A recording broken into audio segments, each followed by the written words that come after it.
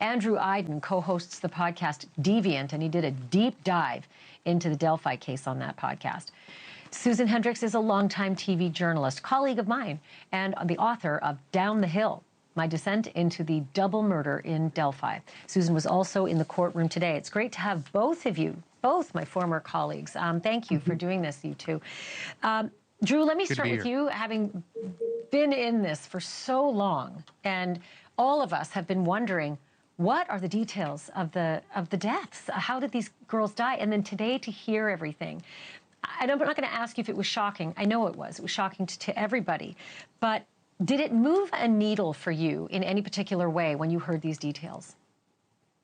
You know, it's hard to say. I mean, and even though you're right, it is shocking. I think from the beginning that this case has really been, a profound look at understanding the facts here, and the details of these girls' deaths were horrific.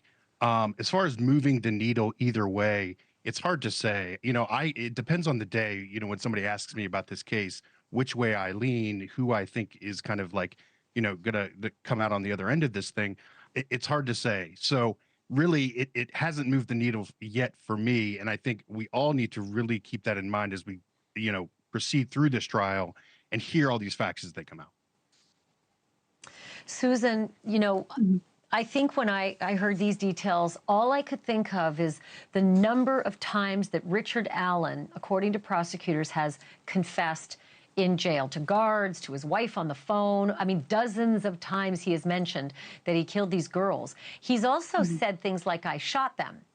And we know now they were not shot. What I'm curious about is, do we know if he has said anything that aligns with the facts that were released today? Yeah, absolutely. And going back to what Drew just said, I completely understand what he's saying, because this has been going on for 7+ years. And there's been so much speculation, Ashleigh, as you said, and so much secrecy. And with the confessions, and you're thinking, I was at a hearing at the end of July, the beginning of August. Of course, no cameras. There's been a lot of secrecy surrounding this.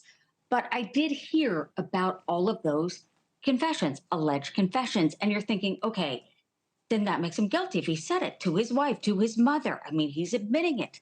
But then they said, look, he shouldn't be in that prison. And then we hear today all of the horrific details, learning that Libby was naked, the way in which they died. And the prosecutor, Nick McClelland, it was surreal walking in there today thinking, oh my gosh, after 7 years, finally opening statements, here we are.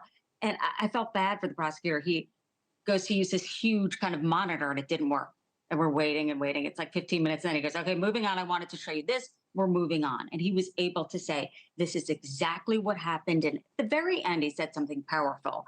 He said, alluding to Richard Allen, kind of pointing in that direction and saying, the last face the girls saw before their throats were slashed was Richard Allen's, and walks off. And you think, oh my God. And I look at the family, and I looked over at Richard Allen's wife and mother. They were tearing up as well. So it is surreal overall to be in there and finally opening statements. I can't imagine it, but you just hit on something that tweaked, Susan.